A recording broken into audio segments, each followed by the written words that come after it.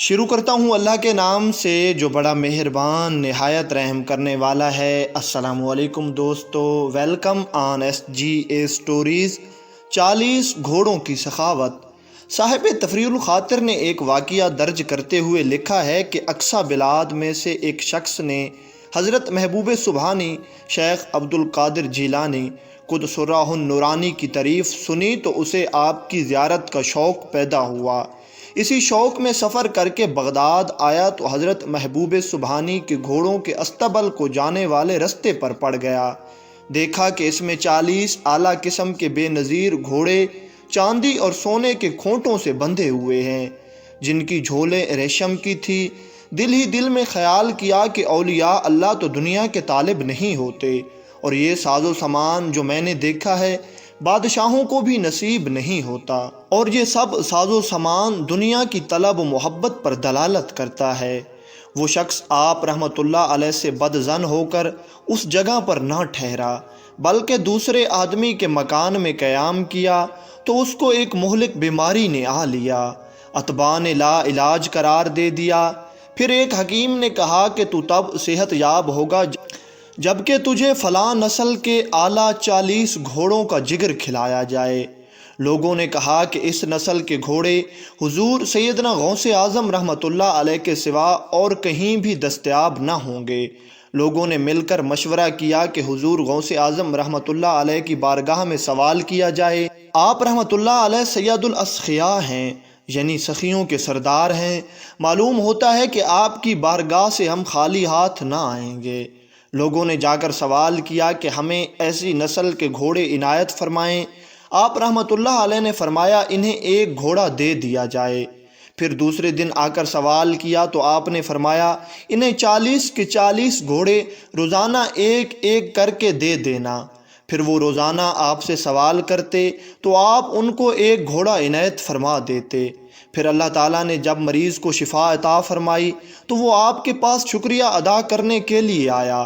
آپ نے اس شخص سے فرمایا یہ گھوڑے جو تم نے دیکھے تھے میں نے تیرے ہی لیے خریدے تھے، اس لیے کہ جب تو گھر سے نکلا اور محبت و شوق سے میری طرف آنے کا ارادہ کیا تو مجھے معلوم ہو گیا کہ یہاں آ کر تجھے ایک ایسی بیماری لاحق ہوگی جس کی دوا اس نسل کے 40 گھوڑوں کے جگر کے علاوہ اور کوئی شے نہیں ہوگی، تو میں نے تیرے لیے انہیں خرید لیا۔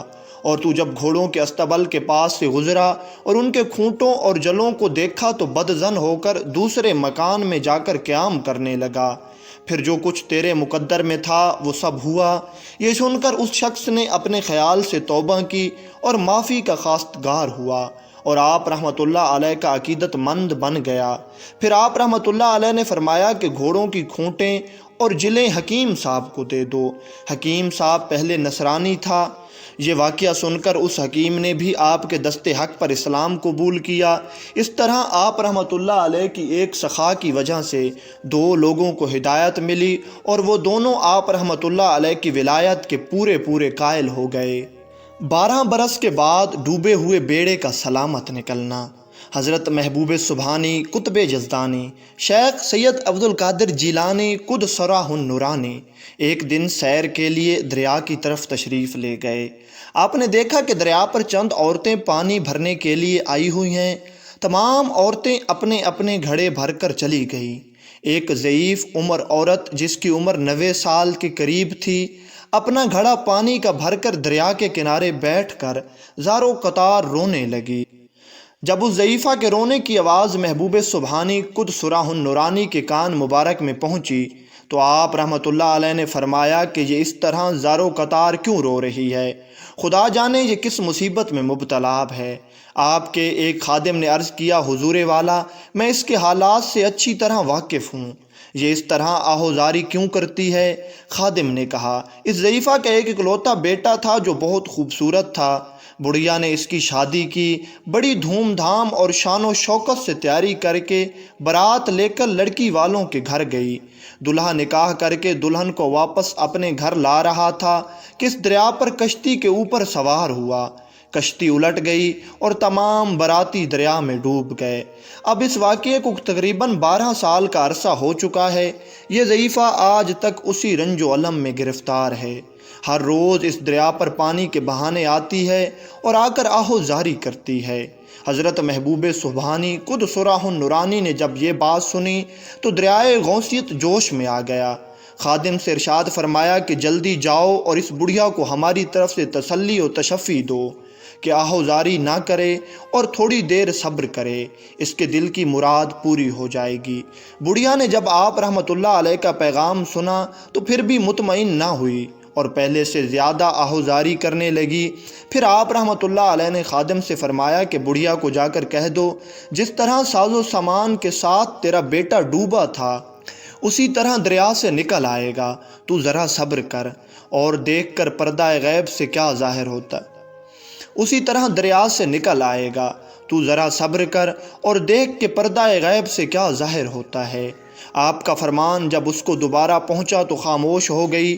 آپ نے ہاتھ اٹھا کر بارگاہ خداوندی میں عرض کیا، باری تعالیٰ تو اس کی دعا کو قبول فرما۔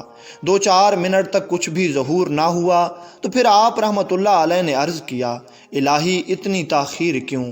بارگاہ خداوندی سے ارشاد ہوا کہ اے میرے پیارے محبوب، یہ تاخیر خلاف تقدیر اور تدبیر نہیں، اس لیے کہ ہمارے کام میں حکمت پائی جاتی ہے۔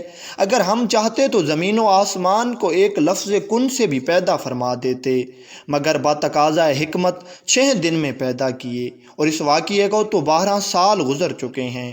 اب تو نہ وہ کشتی نہ کسی انسان کا ذرہ برابر گوشت ہے، وہ سب دریائی جانور کھا چکے ہیں۔ ریزہ ریزہ کو اجزائے جسم میں اکٹھا کروا کر دوبارہ حیاتی کے مرحلے پر مطمئن کیا ہے۔ اب ان کی آمد کا وقت قریب ہے۔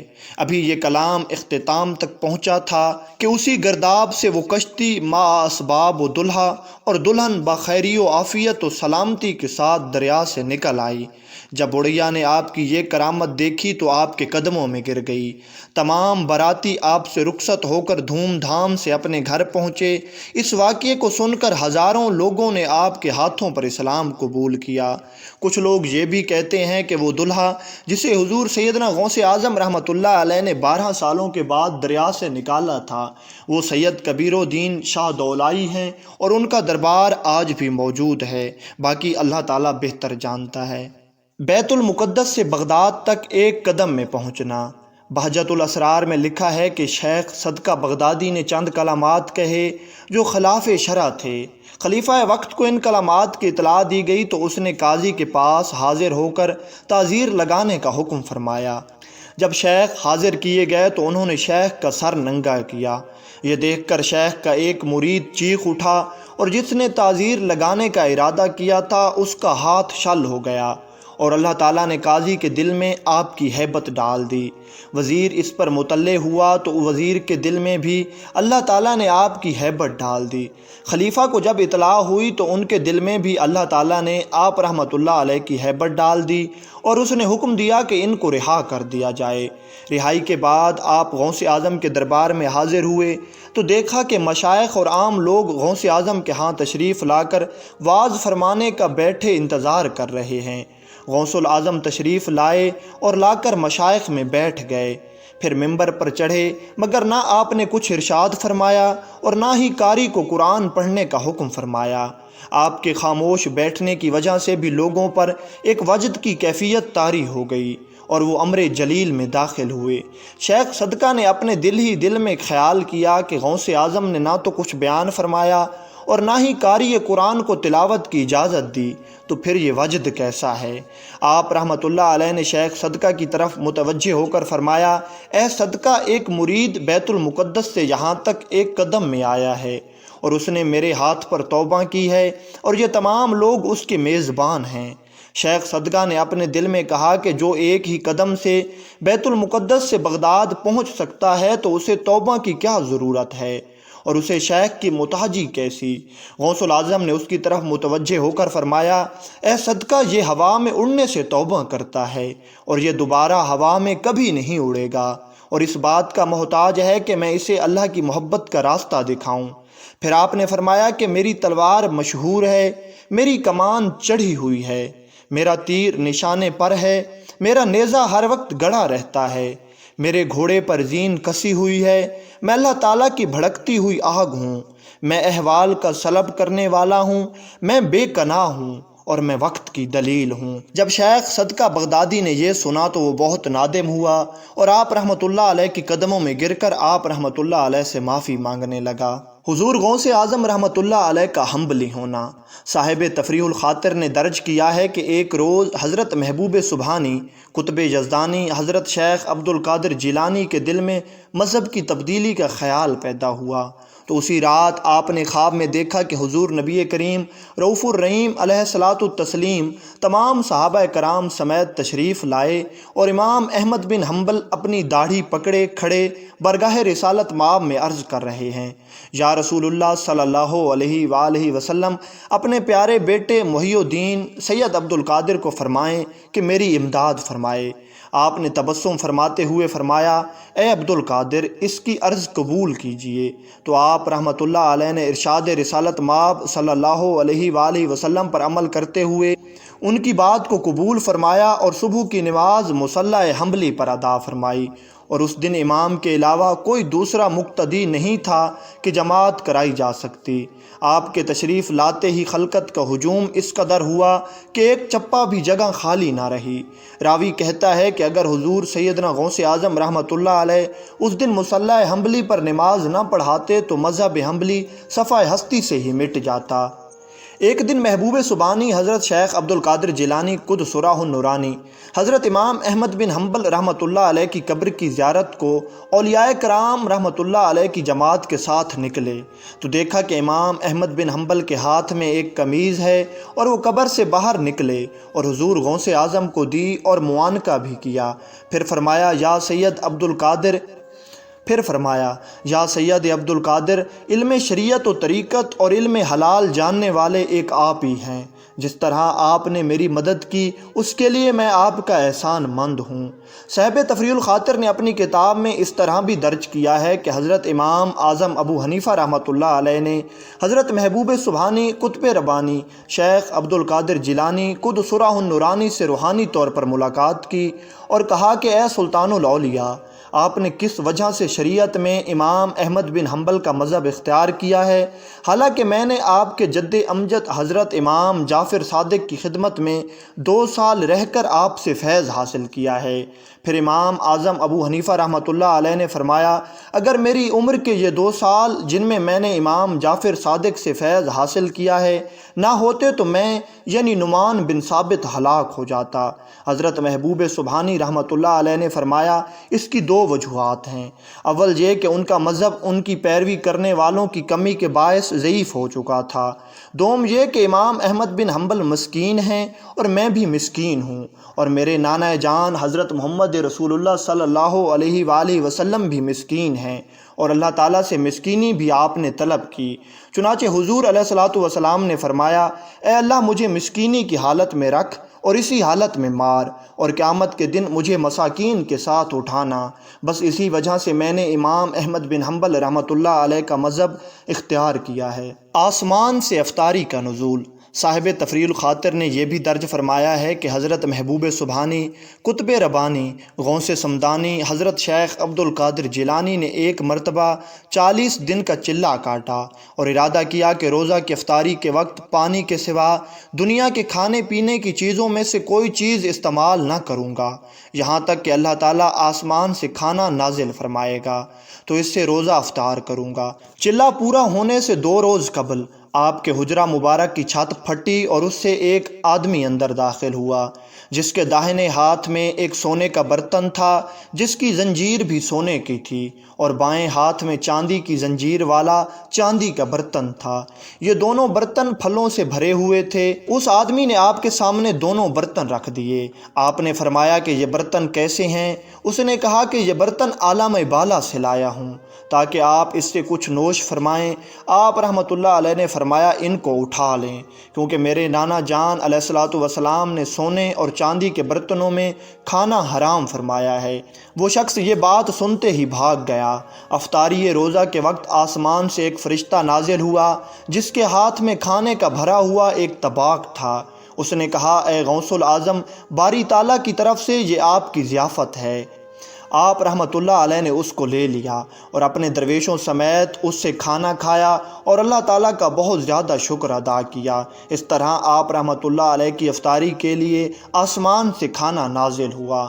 ایک جن کا حضور غوث العظم رحمۃ اللہ علیہ کے ہاتھوں قتل۔